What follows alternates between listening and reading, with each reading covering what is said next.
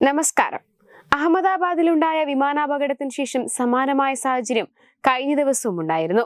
ഉത്തരാഖണ്ഡിൽ ഹെലികോപ്റ്റർ തകർന്നു വീണ് 7 പേർ മരിച്ച വാർത്തയും ഞെട്ടലോടെയാണ് ലോകം കേട്ടത്. ഒരു ദുരന്തമുണ്ടായി അതിൽ നിന്ന് കരകയറുന്നതിന് മുൻപാണ് ഈ അപകടവും ഉണ്ടായത്.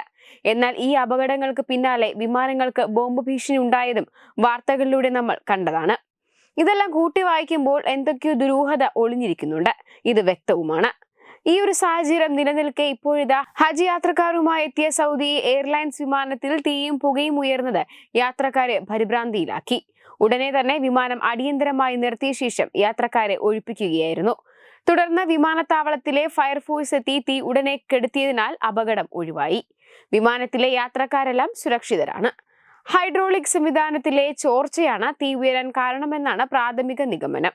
അതിനിടെ ജർമ്മനിയിൽ നിന്ന് ഹൈദരാബാദിലേക്ക് പുറപ്പെട്ട വിമാനം തിരിച്ചു പറന്നതായി റിപ്പോർട്ടുകളും പുറത്തു വന്നിരുന്നു. ജർമ്മനിയിൽ ഫ്രാങ്ക്ഫർട്ട് വിമാനത്താവളത്തിൽ നിന്ന് ഞായറാഴ്ച പ്രാദേശിക സമയം ഉച്ചയ്ക്ക് 2:14 പുറപ്പെട്ട ലുഫ്താൻസ വിമാനം ഇന്ന് പുലർച്ചെ ഹൈദരാബാദിലെ രാജീവ് ഗാന്ധി അന്താരാഷ്ട്ര വിമാനത്താവളത്തിൽ ഇറങ്ങേണ്ടതായിരുന്നു.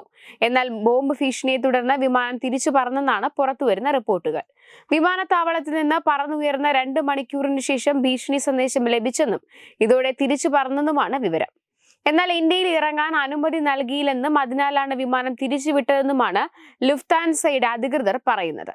ഞങ്ങൾ ഫ്രാങ്ക്ഫർട്ടിൽ തിരിച്ചെത്തി. ഹൈദരാബാദിൽ വിമാനം ഇറങ്ങാൻ അനുമതി നൽകിയിട്ടില്ലെന്ന് മാത്രമേ ഞങ്ങളോട് അധികൃതർ പറഞ്ഞുള്ളൂ. ഹൈദരാബാദിലുള്ള അമ്മയെ സന്ദർശിക്കാൻ പോകുന്ന ഒരു സ്ത്രീ പ്രതികരിച്ചതാണിത്.